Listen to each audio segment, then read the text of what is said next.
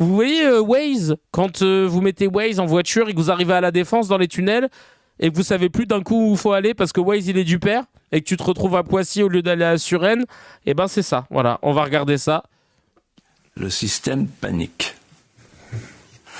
Alors, regardez les attaques. Et pour savoir si t'es de gauche ou de droite ou d'extrême droite, tu vois si sur le plateau de CNews on t'arrête ou pas. Là, le mec va dire un truc, t'as rien compris, tu sais pas où il va et il va pas être coupé. Hein. Donc ça veut dire qu'il est bien d'extrême droite.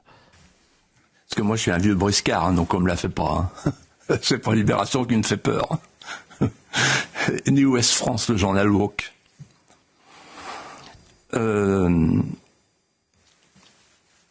Vous connaissez le proverbe, quand le Je crois qu'il est bourré. sage montre la lune,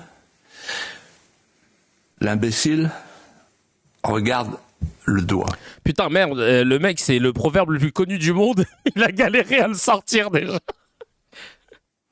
Donc là, ils se sont focalisés sur l'idée suivante. Ah, mais on peut pas vérifier les chiffres, etc. Ah bon, vous pouvez pas vérifier les chiffres et vous pensez que, du coup, c'est pas les bons chiffres? Vous allez voir.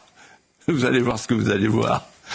Et des fois que vous ne voyez pas les bons chiffres à la fin, peut-être que ceux qui ont signé et que vous insultez seront encore plus nombreux à vous dire ah bon parce que vous doutez de notre existence, parce que c'est ça qui se passe en ce moment. Oh, le silence. Il y a personne qui veut... Tu sais, il y a personne qui veut jouer avec lui, tu vois. Là, il cherche du regard. Qui prend la balle? Personne? Non, vous êtes sûr? Personne veut compléter?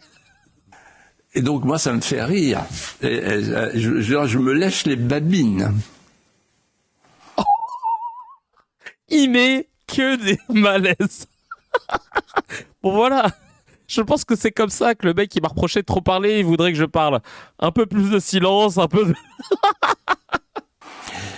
Et à mon avis, ils sont en train de changer d'argumentation, parce que cette argumentation, elle va pas tenir longtemps.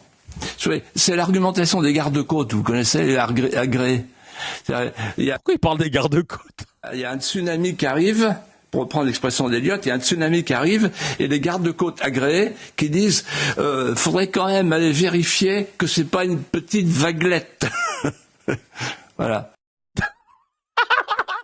Mais il n'y arrive pas, il fait que des bides.